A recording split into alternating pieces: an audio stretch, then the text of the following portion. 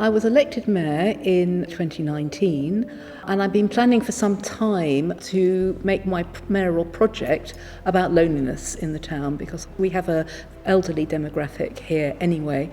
And it seemed to me that loneliness was an issue, and it was something that we could realistically address.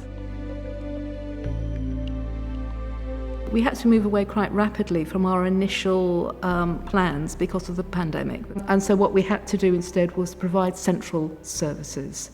We have a team out delivering prescriptions. We had a team offering pet cares. We've set up a community oximeter library. So oximeters are the little things that they clip on your finger when you go into A&E, and they measure your oxygen levels.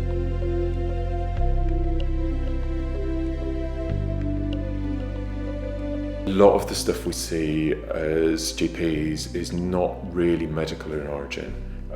Much of the stuff we see is related to loneliness, is related to isolation, is related to lack of community. And so what I wanted to do was try and find other sources of support. So essentially social prescribing, the idea of community-based non-medical sources of support. And so what we wanted to do was try and empower the various groups in our community to be able to provide that, make it easier for me to refer into that.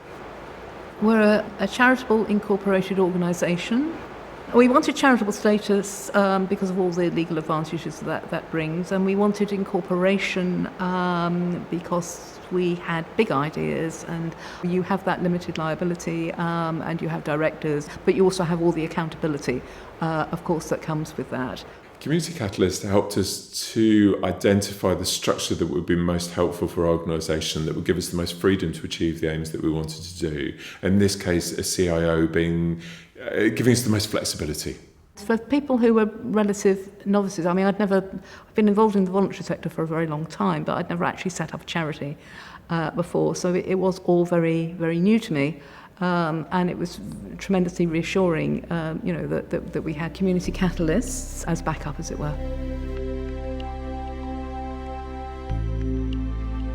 Some of them have started off quite distressed, particularly in the early days, and it's been good to just be a cheerful voice on the end of the phone. And I always say to the rest of the team, and there's a significant team that we have, answer and talk with a smile. It's difficult to know what motivates volunteers. All of us are motivated by different things, but I think everybody responds well to somebody responding well to them. and that's a two-way thing, of course. We volunteered for various things, but not particularly for this, but we felt it was nice to be able to make a contribution. Yeah, and I feel like, it gives you a little bit of power back in a powerless situation. So the next step is to develop a Good Neighbour scheme, trying to enable people to build on the good work that's already happening in our community. So to improve their cohesiveness and to improve the communication. So what we'd really like is a system of neighbourhood buddies. So people, ideally in each locality or in each street, so someone who's a named contact who will be able to connect people in or signpost people towards the sources of support that are available. My impression was the voluntary sector in Ross was that it's absolutely tremendous. It's doing amazing things, but it's doing it very much in a sort of heads down, let's get on with it way. And people aren't very necessarily aware of all the services that are available to them.